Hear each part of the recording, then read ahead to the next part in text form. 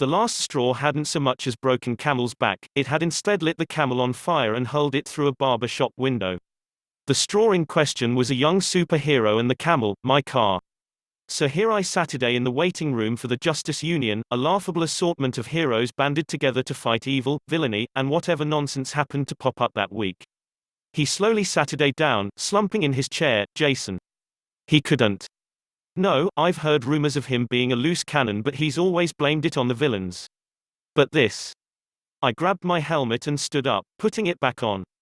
I'm setting my armor to lethal next time, Chuck. I only warned you because of our history. I let my cape swell behind me as I turned to the door, opening it and striding out towards the exit. One way. A nervous and sweaty secretary Saturday in an adjoining office, flinching as I tapped my finger against the arm of my chair and pretended to grow impatient.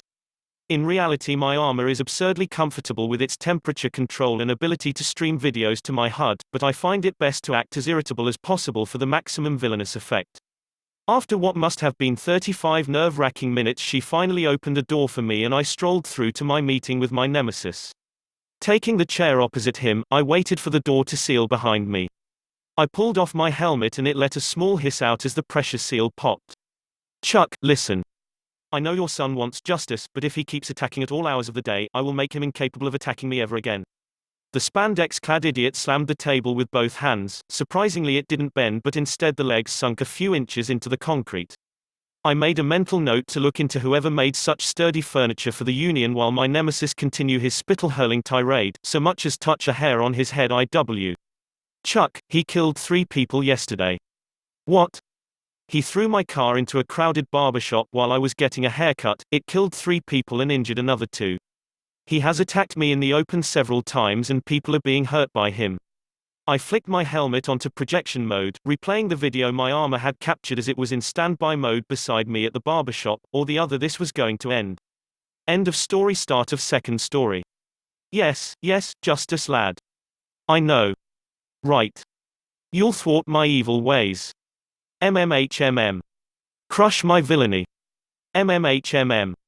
A vein pulsed in my forehead. If I pinched my nose any harder, it would break. I felt a warm trickle on my ankle. No fluffykins. No.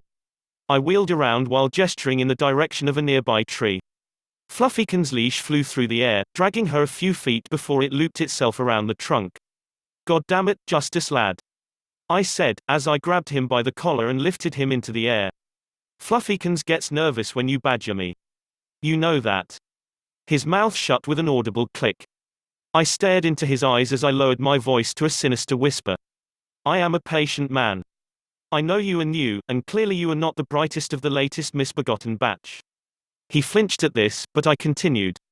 I have warned you many times. When we are off the clock, you are to treat me, or any villain, as a regular civilian. Those are the rules. My anger rose like a tide. This is a job, punctuating each word with a shake. I tossed the puny fool away with a sneer. Now fuck off, you worthless do-gooder. I heard him sniffle as he walked off, shoulders slumped. After a thankfully uneventful evening, the next day arrived without announcement. It was Saturday, my day off. I sipped my coffee and leaned back in my chair. I knew Charlie, Justice Lad's supervisor, worked Saturday. At 10 after 8, I always like to give people a few minutes to settle in, it's only polite. I waved vaguely at my communicator.